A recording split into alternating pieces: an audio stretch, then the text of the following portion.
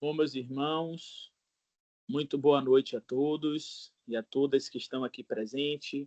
Estamos dando início a mais um curso de passe espírita, hoje recebendo a nossa querida Paula Duplá, que vai estar contextualizando um pouco sobre o corpo físico e essa relação que nós temos com as emoções e com os... Então, sem mais delongas, eu vou passar a palavra para ela, para que ela possa dar prosseguimento enquanto os demais irmãos estão adentrando na nossa reunião. Boa noite. Boa noite a todos e a todas. Vocês conseguem me ouvir bem? Boa noite. Conseguimos. Boa noite. Okay, vou compartilhar a tela, só um instante.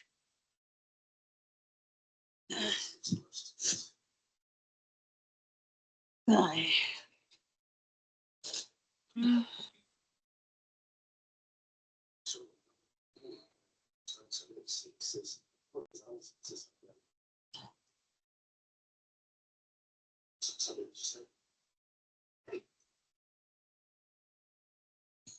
Todos conseguem ver? Sim.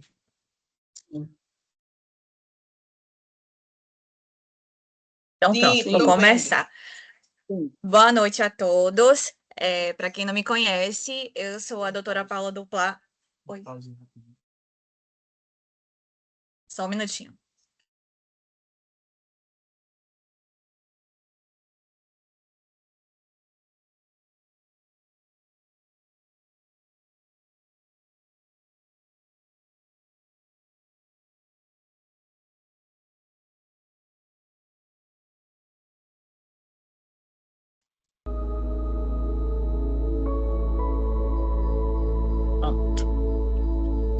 Então, reiniciando, eu sou a doutora Paula Duplá, sou fisioterapeuta, trabalho com microfisioterapia e sou uma espírita em construção e estou aqui a convite do Igor para poder dar uma aula para vocês sobre o corpo físico como instrumento de trabalho do espírito.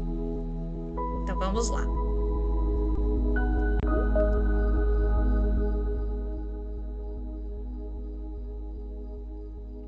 Então, para quem não sabe, o espiritismo ele foi estudado e foi desenvolvido por Allan Kardec na França. O espírito ele é definido como um princípio inteligente e imortal da criação, ou seja, a criação do próprio Deus. O corpo físico é uma ferramenta transitória, é uma matéria que carrega informações.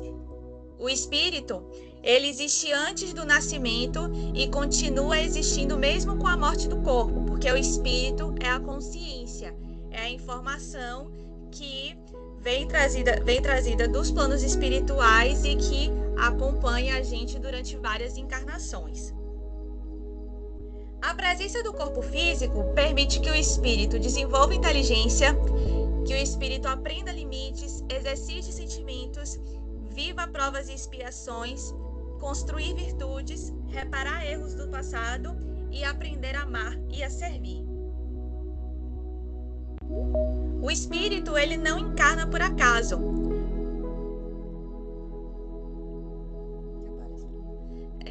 O espírito não encarna por acaso. Cada existência vai oferecer para o espírito uma oportunidade de aprendizado dentro dos objetivos que foram traçados para ele anteriormente. Dentro da doutrina espírita, cada reencarnação acontece de acordo com as necessidades evolutivas do espírito. O ser humano, ele é composto por 3 pilares: corpo, mente e espírito. E esses pilares, eles ficam unidos entre si.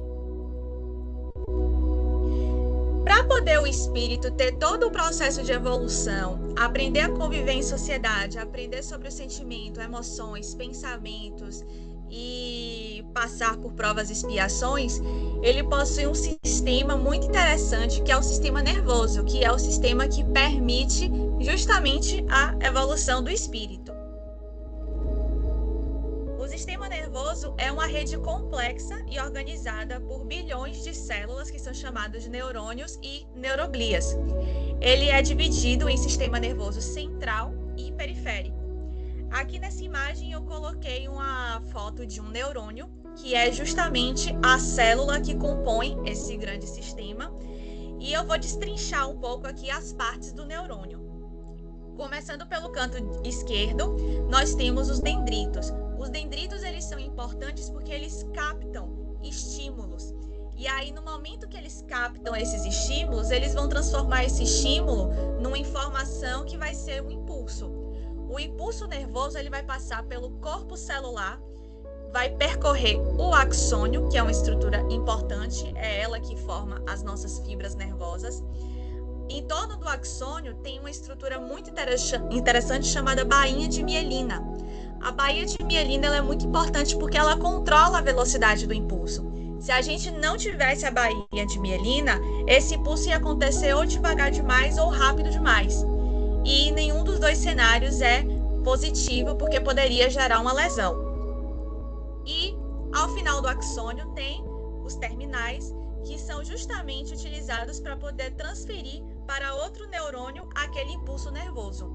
Esse processo é chamado de sinapse. O tempo todo no nosso corpo está acontecendo sinapse, transmissões de informações, de impulsos, sempre de uma célula a outra, e promovendo que a gente consiga ter determinadas reações e fazer determinados movimentos. O sistema nervoso, ele é dividido em sistema nervoso central e periférico. O sistema nervoso central, ele constitui o encéfalo, que constitui o cérebro, cerebelo e tronco encefálico, e posteriormente tem a medula espinhal. O cérebro é a maior parte do encéfalo, ele é dividido em 2 hemisférios, o direito e o esquerdo, tanto que a gente tem aquela divisão de que o direito é a parte emocional e o esquerdo é a parte racional. O cérebro, ele é responsável pelas funções de raciocínio, de memória, de linguagem, de percepção sensorial e de controle de movimentos. O cerebelo, ele é responsável pela manutenção do equilíbrio, o controle de tônus muscular, que é uma tensão mínima para que os nossos músculos continuem se contraindo, e também ele é responsável pela coordenação de movimentos precisos. E o tronco encefálico, ele conecta o cérebro à medula, e ele é muito importante porque ele controla as nossas funções automáticas, controla as nossas funções vitais. Se não fosse pelo tronco encefálico, a gente não haveria um controle da respiração, dos batimentos cardíacos, da pressão, do ciclo de sono e vigília. E também, junto com as outras estruturas, nós temos a medula espinhal, que é um grande cabo, um grande cordão de tecido nervoso, que tem 2 funções. É uma via de condução que vai transmitir os sinais nervosos entre o encéfalo e o restante do corpo, que seria o sistema nervoso periférico, e ele também é um centro de reflexos. Só que essa parte do reflexo é mais comum nas crianças, nos bebês recém-nascidos, que tem mais reflexos presentes. E normalmente o reflexo, para ele acontecer, ele não precisa de um controle cerebral, ele acontece automaticamente. Tanto que nós, adultos, a gente quase que não tem reflexo. A gente costuma ter reações. Os reflexos, eles estão presentes justamente nas crianças, porque elas ainda não têm uma consciência tão desenvolvida quanto a nossa. Perdão. Depois do sistema nervoso central, vem o sistema nervoso periférico, que é justamente uma rede de comunicação que conecta o sistema nervoso central a todas as outras partes do corpo. ele é composto por nervos, gânglios, terminações nervosas e plexos. E para realizar suas tarefas, o sistema nervoso periférico se organiza em duas divisões principais, o sistema nervoso somático e o sistema nervoso autônomo, que eu vou explicar lá na frente. Vamos entender melhor as estruturas do sistema nervoso periférico. A gente tem os nervos, que são feixes de fibras nervosas, ou seja, feixe de axônios, que é aquela estrutura mais comprida da célula nervosa. Eles são envolvidos por um tecido conjuntivo que vão atuar como cabo de transmissão. Eles têm duas classificações quanto à origem, ou seja, nervos cranianos que saem justamente do crânio e nervos espinhais que saem diretamente da medula. E também temos uma outra classificação em relação às suas funções. Existem nervos que são sensitivos, que são aqueles nervos que recebem o estímulo e passam a informação para o cérebro. Existem os nervos motores, que são aqueles nervos que recebem a informação do cérebro e passam para as extremidades e executa os movimentos. E tem os nervos mistos, que têm os dois caráteres, de ser sensitivo e motor. Nós temos também os gânglios, que são aglomerados dos corpos celulares dos neurônios e eles estão fora do sistema nervoso central. Eles funcionam como estações de retransmissão, onde um sinal vindo de um neurônio é passado para outro antes de seguir seu caminho. É como se fossem pontos de parada. Existem gânglios sensitivos, que são associados à raiz dos nervos, e gânglios autonômicos, que são associados ao controle involuntário dos órgãos.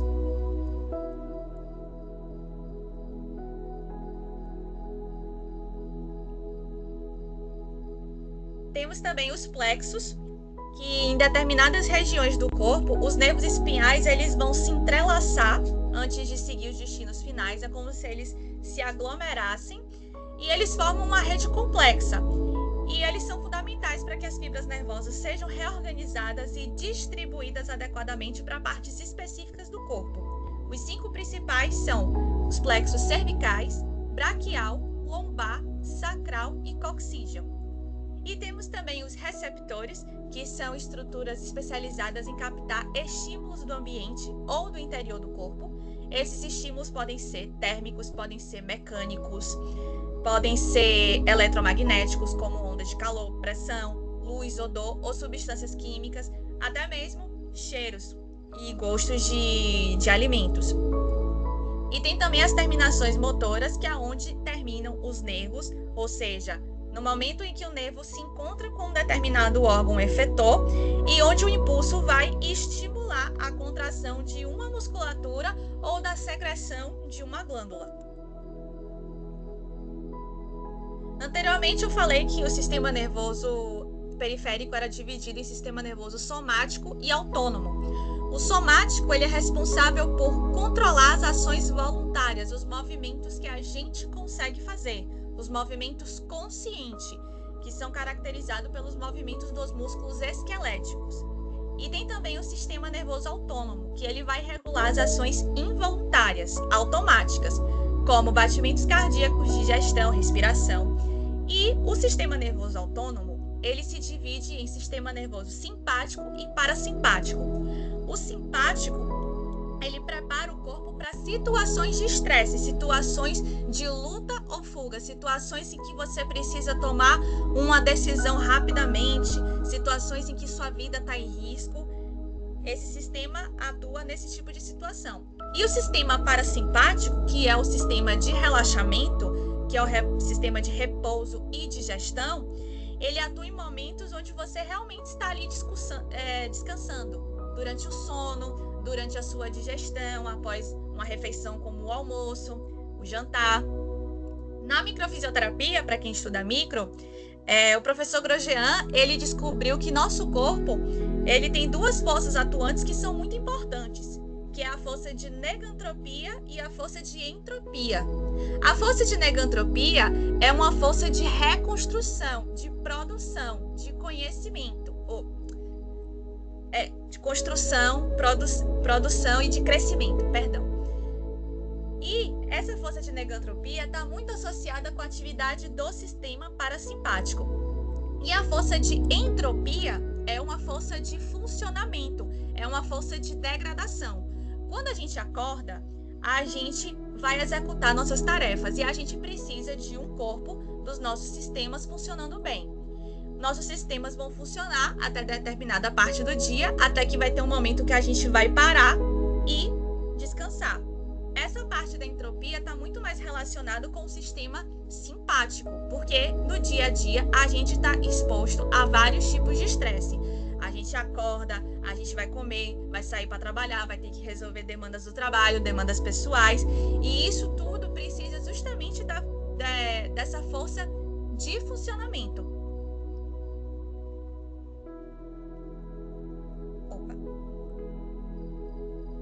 Então, o sistema nervoso, ele tem 3 funções básicas. Ele tem a função sensitiva, que é a detecção de um estímulo externo ou interno, e vai haver uma transferência dessa informação da medula até o encéfalo, que são justamente a tarefa dos nervos sensitivos. Temos a função integrativa, que é uma função de processamento, ou seja, o sistema nervoso ele vai processar aquela informação, vai tentar entender, vai analisar, vai armazenar parte daquela informação e a outra parte vai ser encaminhada no formato de ação. E tem também a função motora do sistema nervoso, que após um estímulo ser processado e a ser interpretado pelo cérebro, o sistema nervoso vai provocar uma resposta motora apropriada, ativando músculos ou glândulas através dos nervos cranianos ou então dos nervos espinhais. O sistema nervoso, ele executa um conjunto complexo de tarefas: a percepção de odores, a produção da fala, lembranças de eventos passados, controle de movimento e regula a funcionalidade de órgãos internos. Por isso que a preservação desse sistema é tão importante para o nosso espírito, porque através da preservação desse sistema, o nosso espírito tem maior capacidade de evolução. Essa é uma imagem que eu trouxe, que eu acredito que ela resume muito bem tudo que foi falado até agora de como o sistema nervoso age. Vamos pensar nessa situação aqui da imagem. A gente tem uma criança que, por curiosidade, ou então por algum obsessor, ela foi instruída a colocar a mão ali na panela quente. E quando ela coloca a mão ali na panela, imediatamente ela tira, porque houve um estímulo nocivo, um estímulo doloroso, um estímulo térmico, e também há as reações que já são conhecidas, como o grito e o choro. Esse momento é muito rápido, assim, é coisa de 1 segundo. Mas nesse 1 segundo, o que acontece? A criança vai, coloca a mão na superfície quente e aí ela sente aquele estímulo térmico. Esse estímulo, ele é detectado pelos seus receptores, pelas suas extremidades. Ele vai passar por toda uma via nervosa, vai chegar na medula e vai ser interpretado pelo cérebro. O cérebro interpretou aquele estímulo como nocivo, como térmico, no caso quente, e como doloroso. E aí, na mesma hora, o cérebro vai mandar um impulso para as fibras nervosas motoras, fazendo com que a criança tire a mão rapidamente daquela superfície e provoque as reações de grito e choro. Esse processo, apesar da gente estar estudando ele de uma forma mais lenta, ele acontece muito rápido no nosso corpo. É menos de 1 segundo.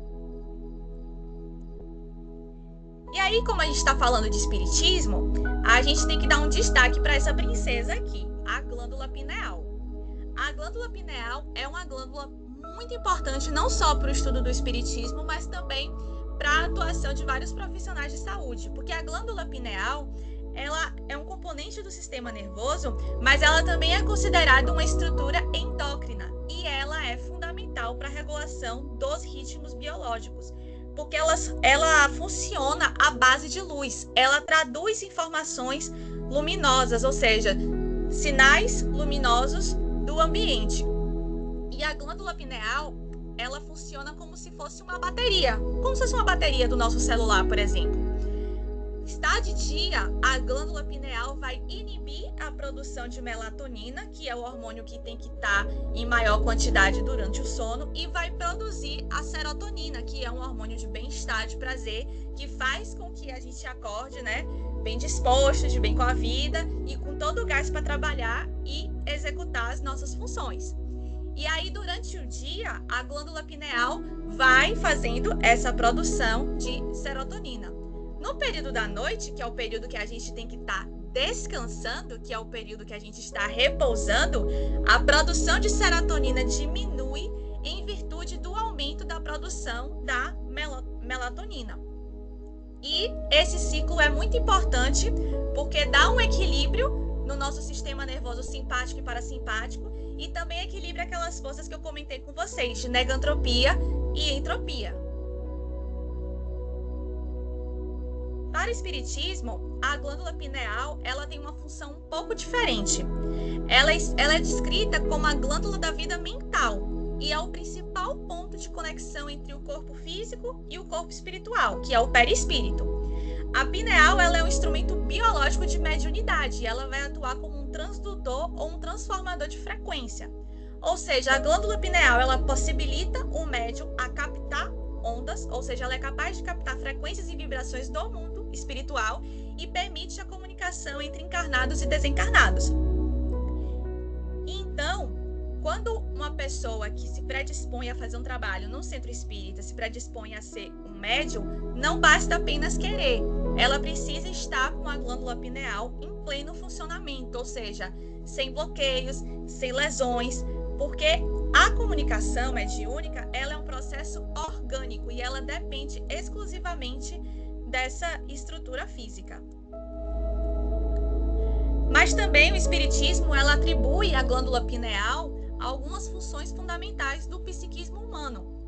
Por exemplo, o espírito de André Luiz, que trabalha como médico no nosso lar, ele descreve que é um órgão que coordena as forças criadoras desde a puberdade, funcionando como um laboratório de energias sutis que influenciam emoções, sexualidade e saúde mental.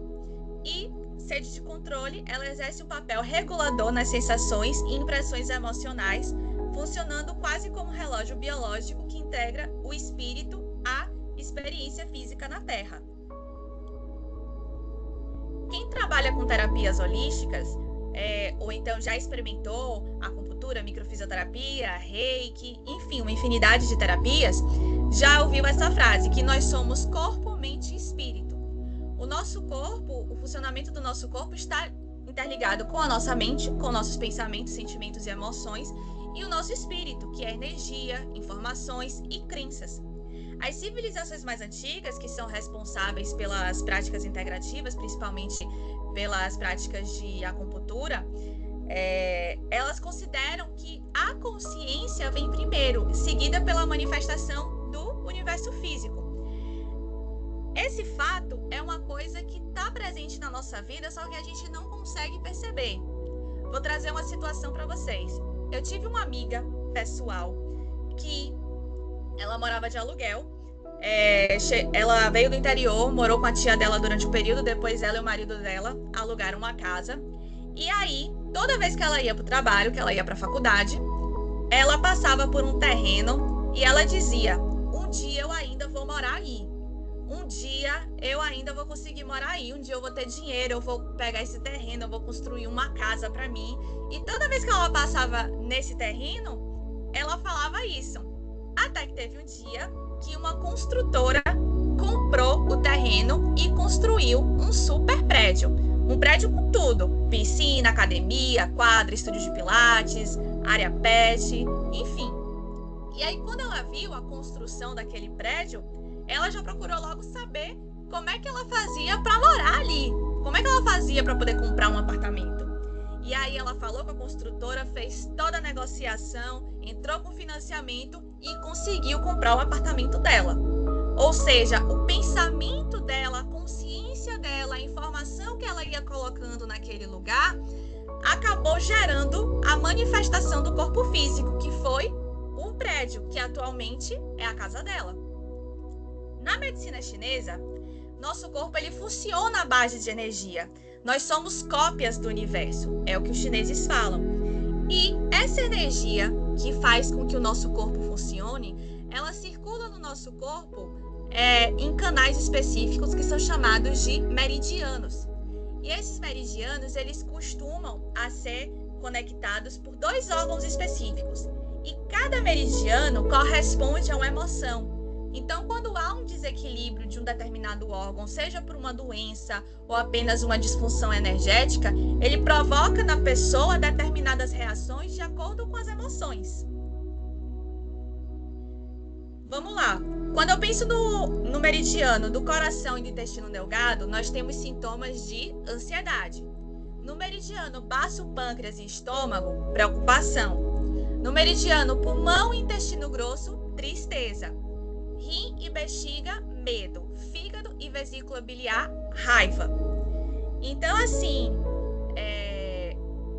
nossos órgãos e nossos sistemas, eles estão conectados. Quando a pessoa tem um desequilíbrio em algum desses órgãos, isso gera uma determinada emoção. Além disso, uma psicofarmacologista chamada Candice Pert, ela fez um estudo em que ela uniu o corpo e a mente como uma só unidade. E ela percebeu, nos estudos dela, que as nossas emoções, elas são traduzidas no nosso corpo a partir das moléculas da emoção, que são os hormônios, os peptídeos e os neurotransmissores. Ou seja, ela trouxe uma visão mais ampla, diferente da visão do Divertidamente, em que as nossas emoções estão apenas aqui concentradas na nossa cabeça, numa central de controle. Não, ela conseguiu comprovar que as nossas emoções, elas percorrem o corpo todo. Elas estão ali circulando o corpo todo no formato dessas moléculas. O cérebro é apenas um dos pontos nodais de conexão entre a nossa mente e o nosso corpo. Vamos trazer isso um pouco na prática.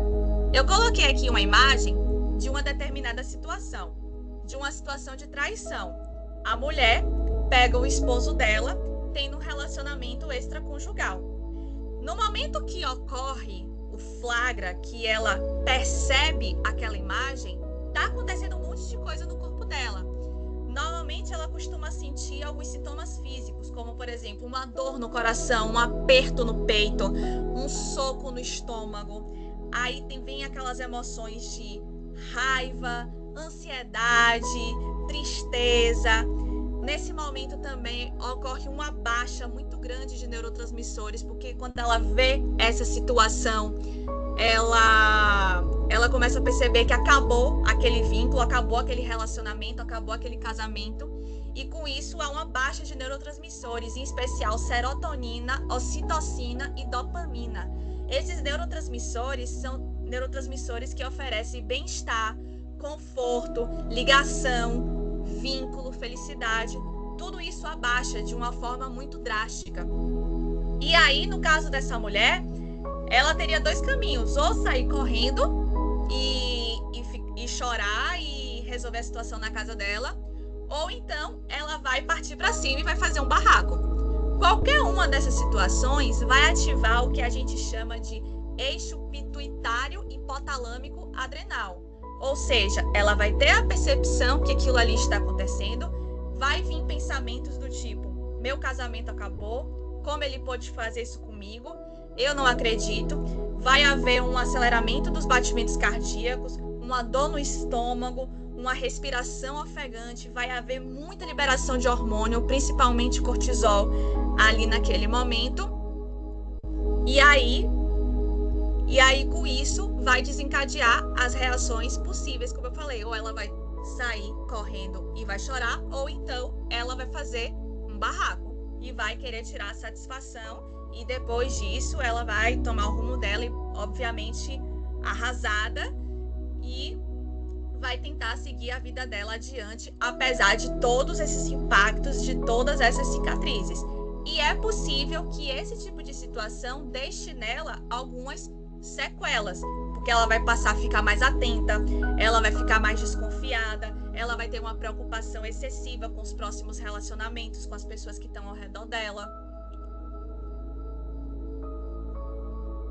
Voltando para o espiritismo, O espiritismo, ele não enxerga uma doença ou uma disfunção como um castigo, e sim como uma forma de aprendizado. Por quê? Porque o espiritismo, ele entende o corpo como um instrumento de prova e expiação. Ou seja, o espírito anteriormente, antes de desencarnar, ele escolhe ou ele necessita de um corpo com determinadas limitações para poder ele se desfazer de tendências negativas que foram adquiridas em existências passadas e para exercitar virtudes que ainda não consolidou. E isso faz com que o espírito possa desenvolver paciência, humildade, resiliência, ou que ele desapegue de vaidades e excessivos. Também pode aparecer como um caráter educativo, porque quando o corpo tem uma limitação, o espírito ele vai ser forçado a desenvolver criatividade, inteligência, sensibilidade. E a limitação física vai servir para que o espírito aprenda o valor da superação e a percepção de que a verdadeira vida é a vida espiritual, diminuindo a dependência excessiva dos prazeres sensoriais. A prisão temporária, que é o nosso corpo, ele vai também promover naquele espírito uma introspecção forçada, direcionando o foco do indivíduo para questões morais e de desenvolvimento de faculdades superiores. A doutrina espírita ensina que o corpo é um empréstimo sagrado, um instrumento de trabalho que deve ser preservado enquanto for útil ao cumprimento da missão terrena. Eu não sei se vocês já leram, mas tem um livro que foi escrito por uma geriatra que fala assim: a morte é um dia que vale a pena viver.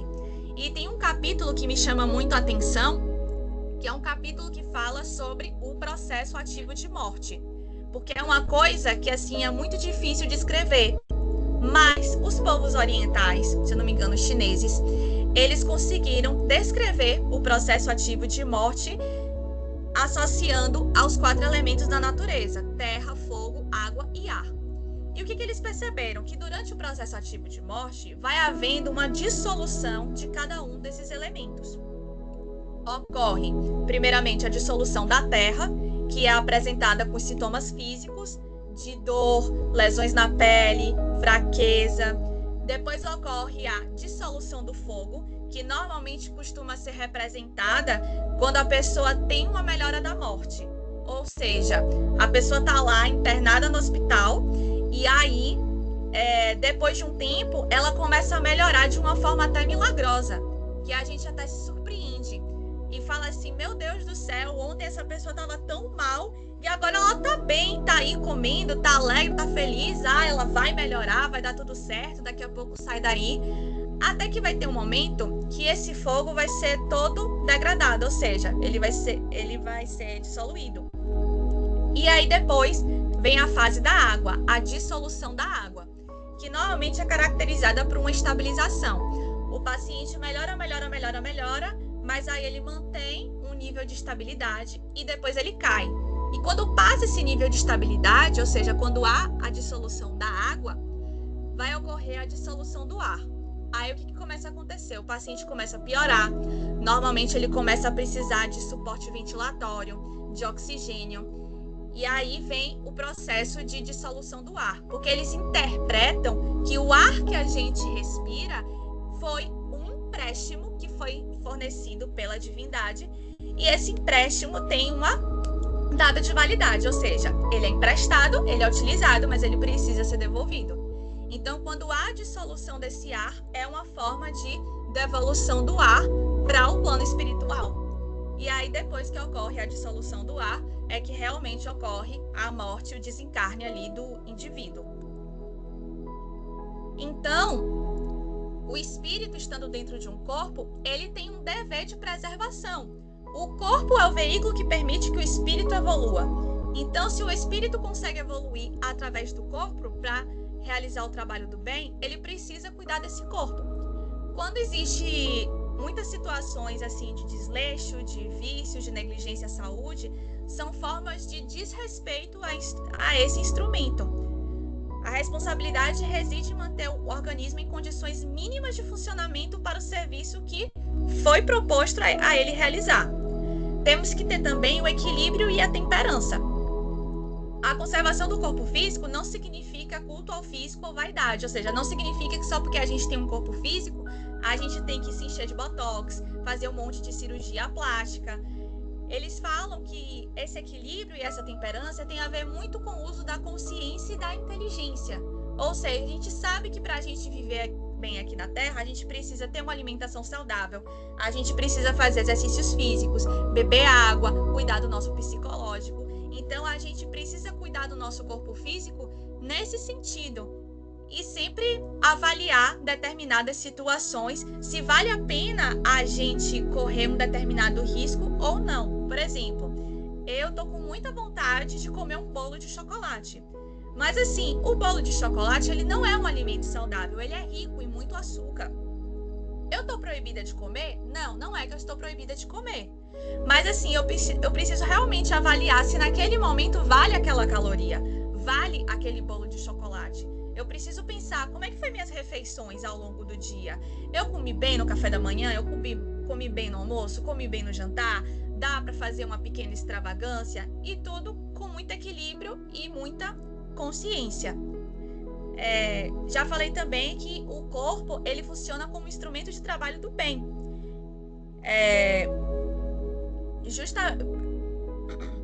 O corpo ele funciona como instrumento de trabalho do bem. Então é responsabilidade do espírito fazer a preservação desse corpo.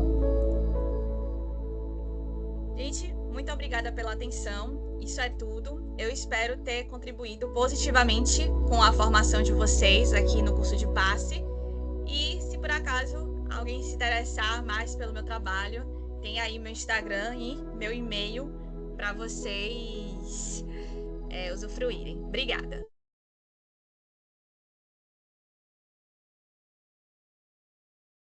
Bom, meus irmãos, a gente vai abrir agora o espaço para contribuições, colocações, perguntas, respostas.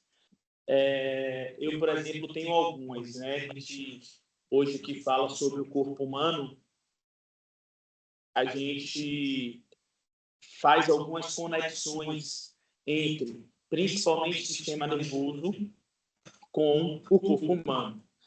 Lá no início, né, quando Paula falou sobre o sistema nervoso, ela trouxe dois conceitos: reação e reflexo. Qual seria, então, a diferença de reação para reflexo? É para eu responder? Por favor. O reflexo, ele está muito presente nas crianças, nos bebês recém-nascidos. Ou seja, são coisas que não são controladas, não são nem processadas pelo cérebro. A gente dá o estímulo para a criança e a criança vai e executa aquele movimento, mas ela não tem consciência de que ela está fazendo. Um exemplo muito comum de reflexo é o reflexo de pressão palmar, que a gente coloca o dedo na mão da criança e a criança fecha. Ela não tem noção que ali tem um dedo, que eu estou apertando o dedo de uma pessoa. Ela simplesmente está fazendo por um estímulo. É uma coisa automática. E uma reação, ela costuma ser processada pelo cérebro, como é o caso da história da menina que coloca a mão numa superfície quente e tira imediatamente. Ou então, como, por exemplo, você está numa situação que a pessoa chega para você e joga um objeto e você vai lá e pega, sem pensar muito. Mas aquela informação é passada para o cérebro. Pois bem, então, partindo desse princípio, veja só como a gente já faz uma conexão entre o espírito e o corpo físico, né, que já é a próxima aula com a Andréa. Nós somos assim também, né? Nós vivemos habitualmente nos reflexos. Então, o tempo todo, nós reagimos às situações, pensando do ponto de vista comportamental, do ponto de vista emocional, do ponto de vista espiritual. Temos o hábito de reagir.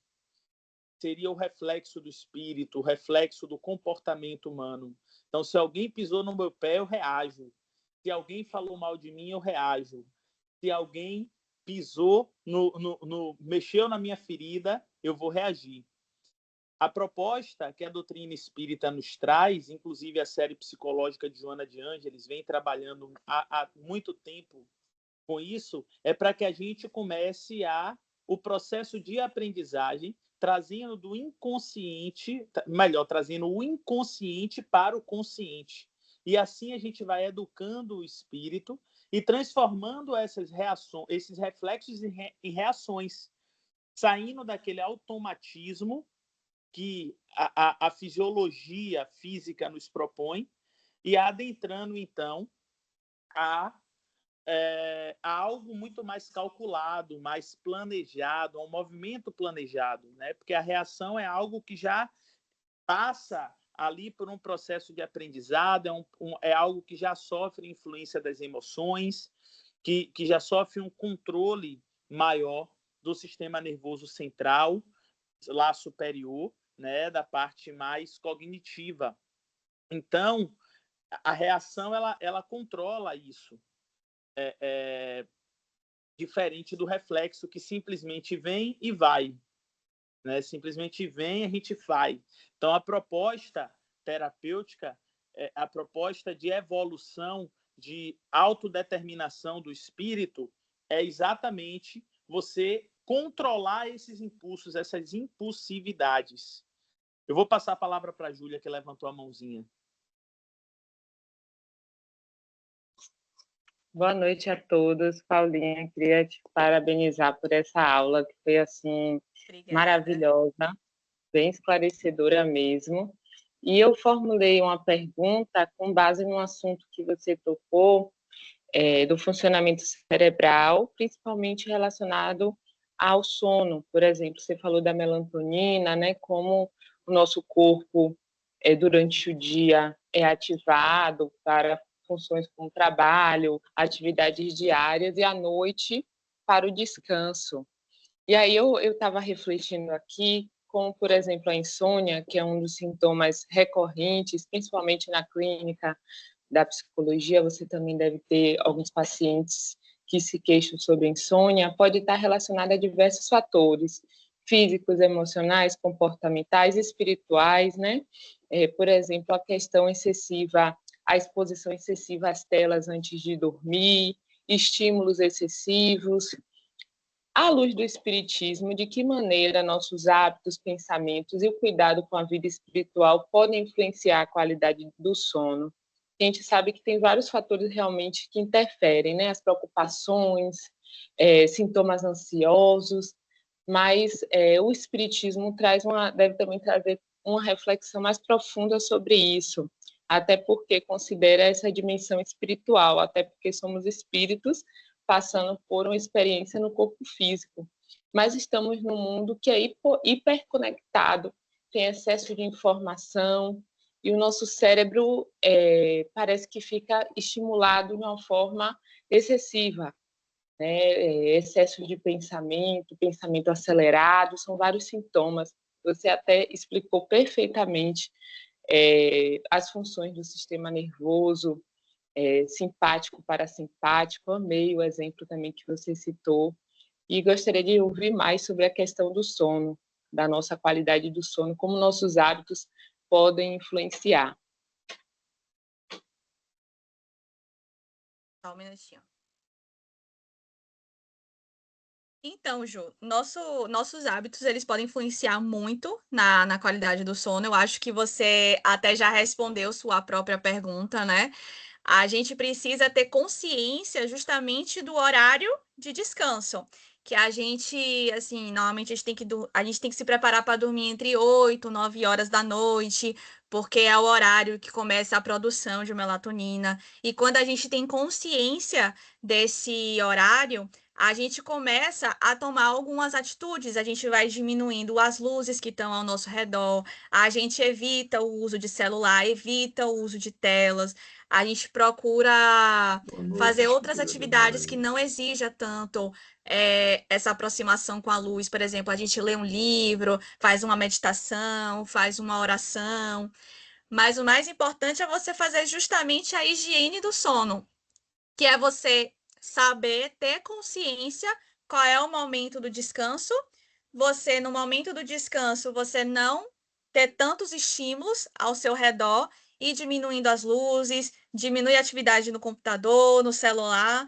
E aí, quando for realmente o momento de dormir, aí você vai, deita e aí espera a magia acontecer, que é justamente vindo o sono, né? E deixa a glândula pineal trabalhar. Consegui responder bem? Perfeitamente, obrigada.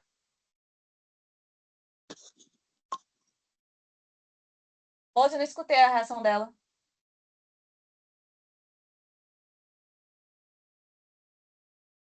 Tá me escutando?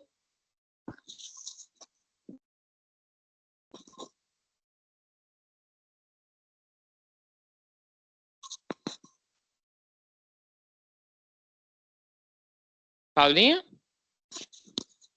Repita de novo, Ju, o que você falou. Falei que você respondeu perfeitamente, obrigada. Ah, tá, de nada. Bom, vou só pedir desculpa a todos que eu caí, mas eu voltei, não me machuquei. Eu vou aproveitar essa pergunta de Júlia, né, para a gente trazer também uma visão sobre o que acontece conosco enquanto estamos dormindo, o corpo físico está dormindo, né? Então, André Luiz, ele que é a gente usa os livros de André Luiz como base para a formação desse curso de passe. André Luiz, ele explica que durante o sono o corpo permanece se recuperando. Então, do ponto de vista biológico, do ponto de vista físico, é um processo de recuperação. Recuperação dos estoques energéticos, recuperação muscular, recuperação dos sistemas. É um momento em que tudo no corpo desacelera. O coração bate mais devagar, a respiração reduz a sua frequência, a pressão arterial desce, o sistema gastrointestinal, a motilidade do sistema gastrointestinal, ele vai sendo reduzido ali. Isso tudo porque é um momento de reparo do corpo físico. Então, o corpo físico,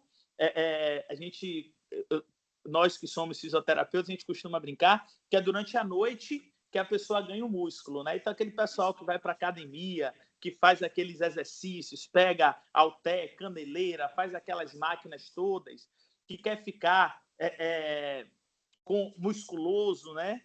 Quer ficar com aqueles músculos hipertrofiados, para eles fazerem, para eles terem o efeito que eles esperam, eles precisam dormir, e dormir bem. Dormir pelo menos 8 horas por dia, como é recomendado, porque é durante o sono que o corpo vai se recuperar. Durante o exercício, a gente gera microlesões nos nossos músculos, e é durante o sono que os músculos têm tempo para se recuperar. Mas nós, como bons espíritos que somos, né? Nós saímos do corpo, o corpo fica lá se recuperando seus estoques de energia, recuperando suas lesões, e nós saímos para poder trabalhar, estudar, passear, rever os nossos entes queridos, enfim. Eu costumo falar sempre lá no centro, principalmente nos dias de reunião mediúnica, que a gente encerra a reunião mediúnica no plano material, no plano físico. Aí vai cada um para sua casa, cada médium para sua casa. Aí a gente vai, chega em casa, dorme novamente. E aí, durante o sono, voltamos para o centro para poder trabalhar, agora na assistência no outro plano, acolhendo esses espíritos que permaneceram e que muitas vezes, pela quantidade de médium, pelas limitações individuais de cada um dos médios, a gente não consegue atender a todos no plano físico. Entendeu? Então, o espírito ele permanece ligado ao corpo através do cordão fluídico. Ele permanece ligado ao corpo, ele vai lá trabalhar, porque o espírito não se cansa, né? O espírito ele não cansa, o espírito, ao contrário, ele tem uma energia vital quase que eterna. Agora, o corpo físico precisa desse reparo, essa máquina, que ao mesmo tempo que é fantástica, como a gente estudou aqui, só um sistema, que foi o sistema nervoso, já tem uma quantidade imensa de informações dentro do sistema nervoso, fora os outros sistemas que estão ali interagindo com eles, o sistema endócrino, o sistema gastrointestinal, o sistema cardiovascular, todo mundo interligado ali. né? Então, ele precisa recuperar. Ao mesmo tempo que é perfeito, é uma máquina que precisa de manutenção, que precisa de repouso, que precisa desacelerar. Precisa da força de negantropia. E eu queria só complementar uma coisa também que Igor falou. Eu estava lendo recentemente um livro que a pesquisadora do livro falou sobre um peptídeo chamado peptídeo vasointestinal, que ele é liberado durante o nosso sono, e ele é super importante, porque quando ele é liberado durante o nosso sono, ele estimula a produção de células nervosas, ou seja, aquelas células nervosas que foram utilizadas durante o dia, elas vão meio que descansar, mas só que algumas já estão há muito tempo ali executando as funções, algumas entram num processo de apoptose, ou seja, elas precisam fazer o desencarne delas. E esse peptídeo vasointestinal, ele estimula a produção de novas células nervosas para que o ser humano, quando ele acordar, possa executar de novo as tarefas e ainda digo mais, possa executar com mais maestria do que no dia anterior. Igor, Pode falar. a pergunta é, para as pessoas que trabalham à noite e dormem o dia, que o dia é mais complicado para dormir, para aquele tumulto, como fica a situação deles referente a isso? Fica desequilibrada. Infelizmente, fica desequilibrada.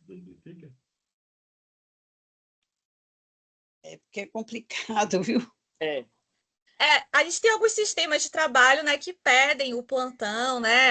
Alguns profissionais de saúde de outras áreas, eles precisam, mas a verdade mesmo é que o nosso corpo, ele foi feito para produzir de dia e para descansar à noite. E quando as pessoas têm problemas, né, de insônia, trocam o dia pela noite, elas acabam prejudicando o funcionamento da glândula pineal. E quando existe um prejuízo ao funcionamento dessa glândula, vai existir também um prejuízo aos outros sistemas do corpo. E se isso não for olhado, né, não for trazido à luz da consciência, a pessoa pode desenvolver a quadros muito mais complexos de doenças e aí ter que recalcular toda uma vida, recalcular todas as suas estratégias, todos os seus planos para poder dar atenção a isso. Essa é uma grande reflexão na minha visão, tá? É uma grande reflexão porque a nossa sociedade ela se estrutura em cima disso, em cima do trabalho, e muitas pessoas acabam precisando também trabalhar no turno noturno. E a gente traz essa reflexão, porque do ponto de vista biológico é um desafio muito grande. É como se a pessoa estivesse vendendo saúde física. É como se a pessoa vendesse hoje a sua saúde para lá na frente ela tentar comprar saúde. Então, ela trabalha à noite porque ela precisa de dinheiro para se sustentar e vai vendendo saúde. Mas isso vai gerando consequências no funcionamento orgânico do organismo, né, do corpo, que lá na frente aí esse dinheiro que você ganhou, você vai ter que investir, né, para poder tentar recuperar a saúde. Então, a gente está pensando em desorganizações do ponto de vista biológico, do ponto de vista físico. Do ponto de vista espiritual, vale muito a intenção do trabalhar. Ou melhor, vale mais a intenção do trabalhar. Então, você está trabalhando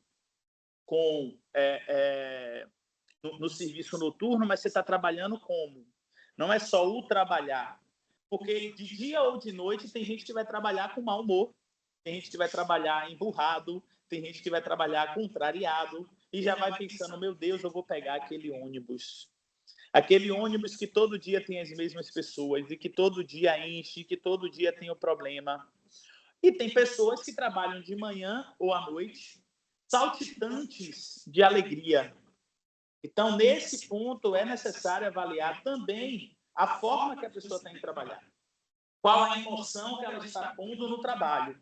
Na minha humilde visão, muito mais prejudicial né, analisando a mente, o corpo e o espírito que Paula trouxe, é muito mais prejudicial, independente do turno que a pessoa trabalhe, a forma que ela vai trabalhar, ou seja, a emoção que ela põe naquilo, o sentimento que ela põe naquilo. À noite, geralmente quem trabalha em serviço noturno tem um tempo, né, de dormir, cerca de 3 horas ao menos do serviço noturno é direcionado para a pessoa dormir. É pouco. Analisando somente o ponto de vista físico, é péssimo. Mas, se a pessoa vai trabalhar em um hospital, vou falar do que eu conheço, né, melhor, vai trabalhar no hospital à noite, mas vai pulando de alegria, porque gosta de estar ali, porque gosta daquele ambiente, porque gosta da adrenalina do hospital, gosta de atender, gosta de ver o seu paciente melhorar. Então, a felicidade, a satisfação, a realização pode acabar suprimindo essas alterações físicas que nós acabamos de descrever. Então, é muito mais o como a pessoa está indo do que o horário fechado, tão rígido como nós estamos trazendo.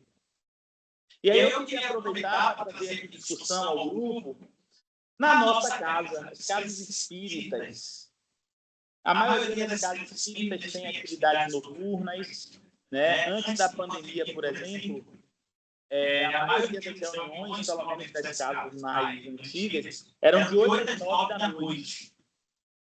Aí, depois da pandemia, que se ajustou esse horário, foi para 7 horas, 7 e meia, mas a maioria, pelo menos das casas que eu visitava, começava às 8 e terminava às 9.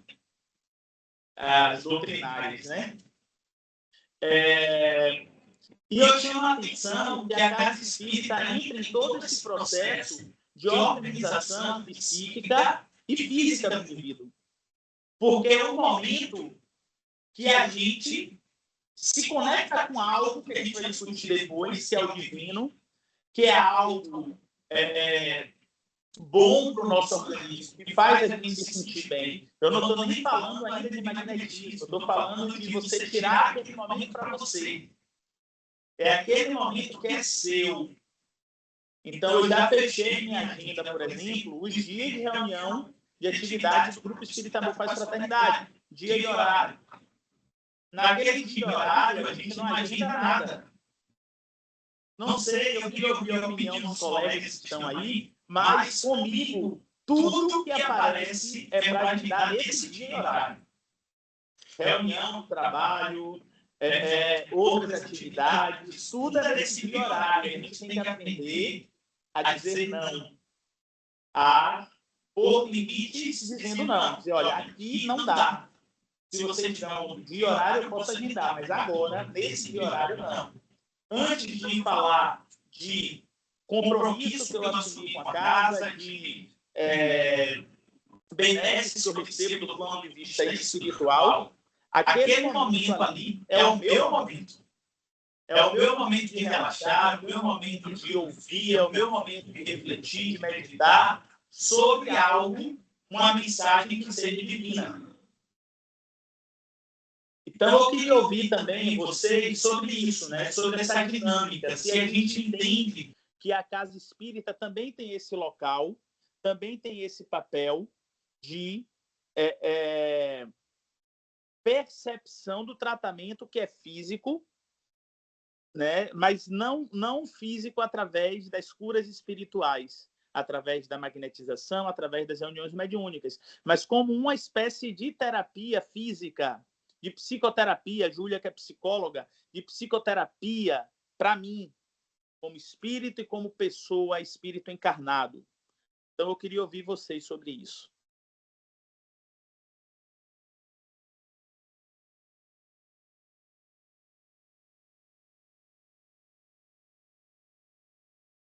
Calma, gente, um de cada vez, não precisa brigar não, viu?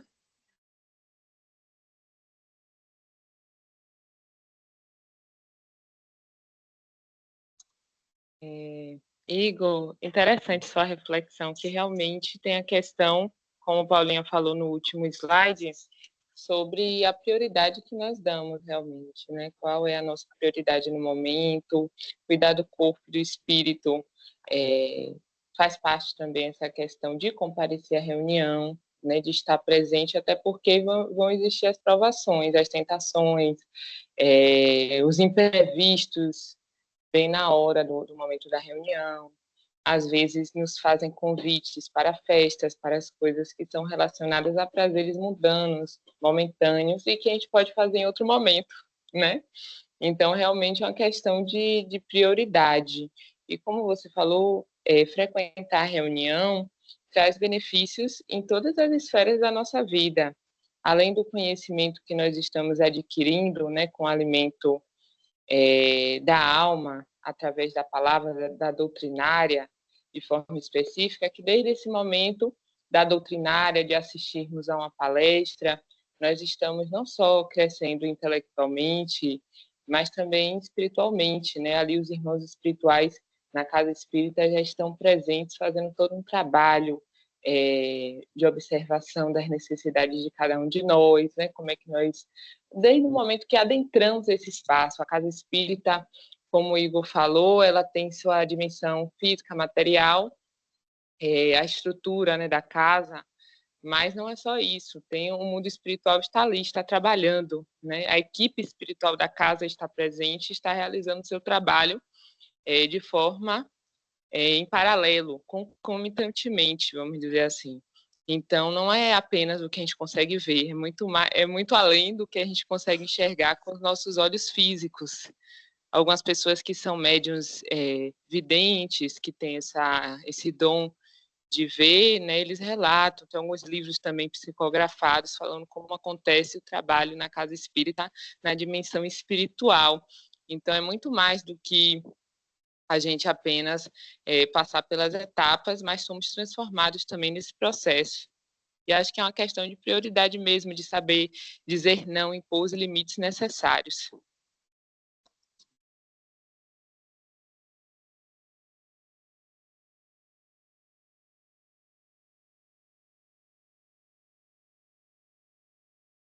Gente, mais alguém quer falar sobre o que pensa? Eu achei interessante também uma parte. Eu amei a explicação de Paula, então, se vocês deixarem a palavra aqui comigo, acho que eu vou ter Bora. o que falar, assim. Foi muito bom, viu, Paulinha? Muito bom mesmo. Eu estava refletindo sobre a parte que você estava falando, foi riquíssima a sua aula.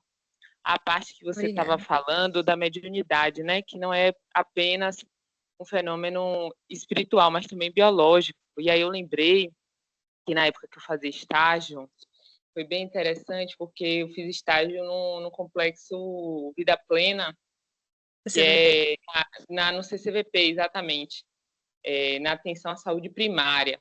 E lá eu tive como supervisoras psicólogas espíritas, o que foi bem interessante, porque elas me convidaram para fazer parte de um grupo de estudos com o próprio Peixinho, quando estava encarnado.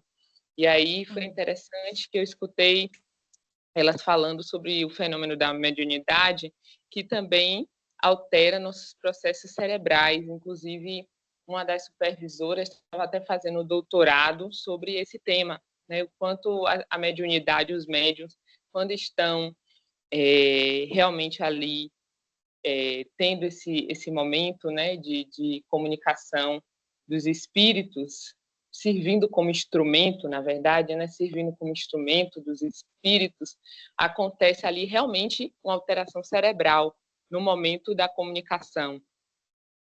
Então, é só isso, gente. Obrigada, Paula. De nada. Dilma quer falar. Antes de passar para a Dilma, deixa eu só completar duas coisas aqui que Júlia falou, que é muito importante. O primeiro é a gente referenciar o CCVP, o Complexo Vida Plena. É um complexo maravilhoso de atenção básica que fica lá no fim de linha do Pau da Lima, próximo à Mansão do Caminho, inclusive. Ela é mantida pela Escola Baiana de Medicina e também pela Sociedade Olon. Sociedade Olon, que foi fundada por companheiros espíritas e foi presidida por André Luiz Peixinho durante boa parte de sua encarnação. Então, é um complexo que tem uma qualidade. Eu também passei por lá, né? Nós três fomos formados pela Escola Baiana, a gente passou por lá, pelo Complexo Vida Plena, e é realmente uma grande escola, não só de saúde, mas uma escola de vida, o Complexo Vida Plena. E o segundo ponto que Júlia traz, que é a neurociência estudando a mediunidade. Hoje nós temos uma série de estudos que foram desenvolvidos em médiums ostensivos no ato do intercâmbio mediúnico. E quando Paula traz a glândula pineal, que André Luiz já falava lá na década de 60 e 70 da glândula pineal, hoje a neurociência já reporta de forma quantitativa, de forma muito consolidada, que durante o ato mediúnico, durante a prática mediúnica, o intercâmbio mediúnico, o médium acende nas ressonâncias magnéticas uma forte coloração na região da glândula pineal. Ou seja, parece ser uma glândula que está associada, de fato, a esse intercâmbio mediúnico. E aí André vem explicar em quase todos os seus livros, né, a partir do segundo em diante, ele vem explicar que a glândula pineal, na verdade, o local é como se fosse o local que o espírito adentra, ou onde habita o espírito no corpo físico. Então, é uma glândula muito importante, que a neurociência vem se debruçando a estudar e vem percebendo do que ele chama de sexto sentido, né, que é a mediunidade. Então, ela está intimamente relacionada com a mediunidade. Se o Adelson ia falar, eu interrompi isso, Adelson. Boa noite a todos. Desculpe, eu estava com dificuldade de entrar pelo celular, aí consegui entrar pelo computador. A nossa irmã estava falando, Júlia estava falando, e eu tive o prazer de conversar com o Divaldo pessoalmente em uma reunião, e ele falando que ele fazia mais a psicografia durante a noite, porque as pessoas estavam dormindo, não existia zoada de carro, de som, desse negócio todo. Então, ele levava mais de 4 horas escrevendo. Quando ele acabava ali, ele tinha que se recompor. A energia da psicografia dele, que deixava ele um pouco assim, adormecido, né? Vamos dizer assim. Então, ele conversando comigo, e aí ele disse que ele recebia o passe dos irmãos que estavam na mesa, até a mentora espiritual dele também ajudava e tudo. Então, ele pegava e não sei se você já entrou alguma vez pela mansão, naquele primeiro portão que a gente vai sair para a escola, a gente vai dar na escolinha. Naquele primeiro portão tem uma casinha, e foi naquela casinha que eu tive o prazer de estar com ele pessoalmente, conversando com ele. Então, a gente tem que ter muito cuidado quando você fala dessa glândula pineal, que ela é no centro da nossa cabeça. Então, o médium de corporação, quando ele dá uma comunicação, na reunião mediúnica tem que ter os passistas. Quando ele acaba de dar uma comunicação, o passista aplicar o fluido nele, para que ele possa se recompor. Que o espírito suga a energia do médium. Muito obrigado. Depois eu falo mais.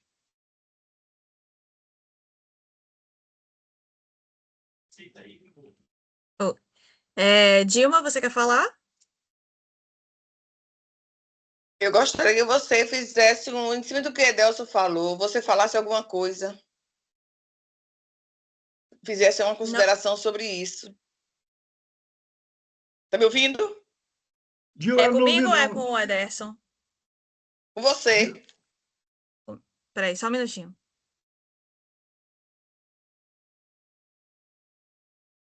Eu queria que você repetisse a pergunta, Dilma, por favor. Em cima do que Edelson falou, em cima do que você falou, em cima do que ele falou, eu queria que você explanasse um pouquinho sobre isso, sobre essa glândula pineal. Pronto, a glândula pineal, como eu falei durante a apresentação, ela é uma estrutura que a gente tem no nosso sistema nervoso. Quando a gente pensa na fisiologia da glândula pineal, no funcionamento dela, ela funciona à base de luz, ou seja, ela é muito sensível às alterações de luz. E a luz, ela é um fenômeno físico, ela é uma onda eletromagnética que pode ser medida através das frequências. No nosso corpo, pensando no funcionamento da fisiologia, essa glândula é responsável pela nossa qualidade de sono, ou seja, ela é responsável pela manutenção do nosso ciclo sono e vigília. Então, assim, durante o dia, ela funciona à base da luz, ou seja, quando tem a luz, ela vai inibir a produção de melatonina, que é um hormônio que precisa ser secretado à noite. E aí ela produz a serotonina, que é o hormônio do bem-estar que mantém a gente numa frequência equilibrada. Durante a noite, o que acontece é que tem pouca luz, a glândula pineal entende que não é mais o momento de produzir serotonina e passa a produzir a melatonina, que é responsável pela qualidade do nosso sono. Quando a gente vai para a vertente espiritual, a glândula pineal ela é considerada o elo de ligação entre o nosso corpo físico e o espírito. E como ela é uma glândula sensível à luz, ela vai detectar frequências diferentes. E aí, cada comunicação que a gente recebe, ela é correspondente a uma determinada frequência. Então, por isso que o que Ederson falou sobre quando um médium recebe uma comunicação de um espírito, ele precisa alinhar a frequência dele de acordo com a frequência desse espírito. E a verdade é que a gente não sabe se esse espírito está numa frequência alta ou na frequência baixa. Se ele estiver numa frequência muito baixa, ele vai causar um certo desgaste dessa glândula e vai deixar o médium naquele momento um pouco mais enfraquecido. Agora, se for um espírito mais evoluído, ele vai ter uma frequência maior e isso não vai afetar totalmente o médium. O médium vai conseguir estar mais equilibrado. Consegui responder sua pergunta, Dilma? Com certeza. Tá bom, Maravilha. Obrigada. Eu que agradeço demais. Eu nunca trabalhei na parte mediúnica.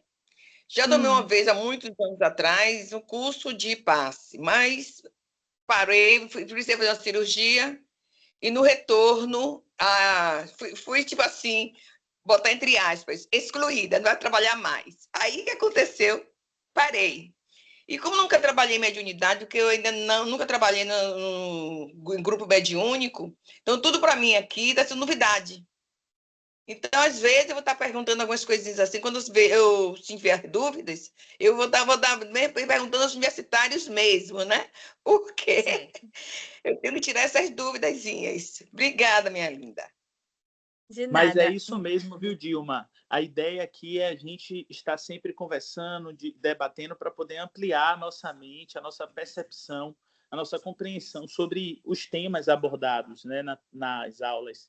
E aí, o tempo todo no movimento espírita, a gente fala de frequência, a gente fala de sintonia, a gente fala... Mas a fisiologia que está por detrás é exatamente o que Paula trouxe, né? Então, se a luz é um tipo de uma fonte física palpável, que a gente consegue, inclusive, medir, e a gente fala o tempo todo de frequência, significa que quanto mais acendermos a nossa luz, mais uma frequência maior a gente vai conseguir atingir e, por consequência, vamos facilitar o intercâmbio com espíritos com a mesma frequência.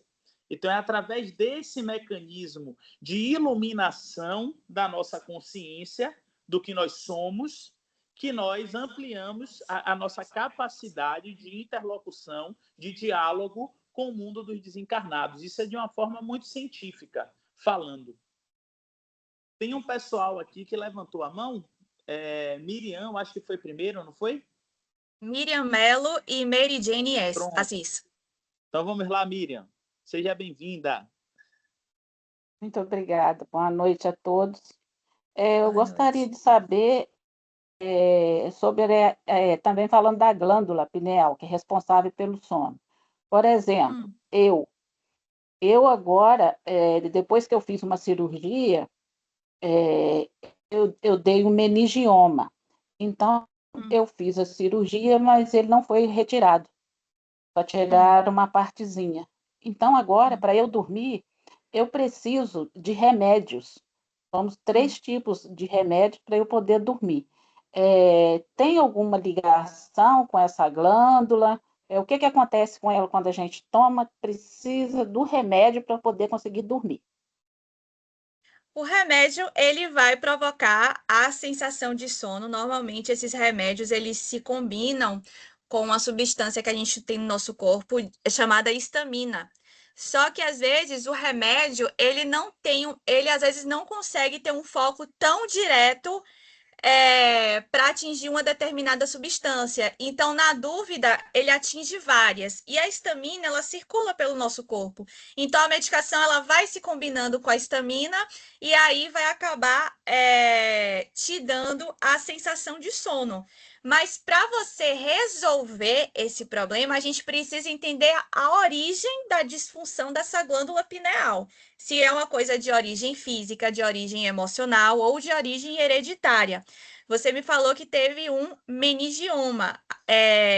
Talvez o funcionamento da sua glândula pineal seja referente ao meningioma, mas talvez não. Talvez já tivesse uma fragilização anterior que foi potencializada por esse quadro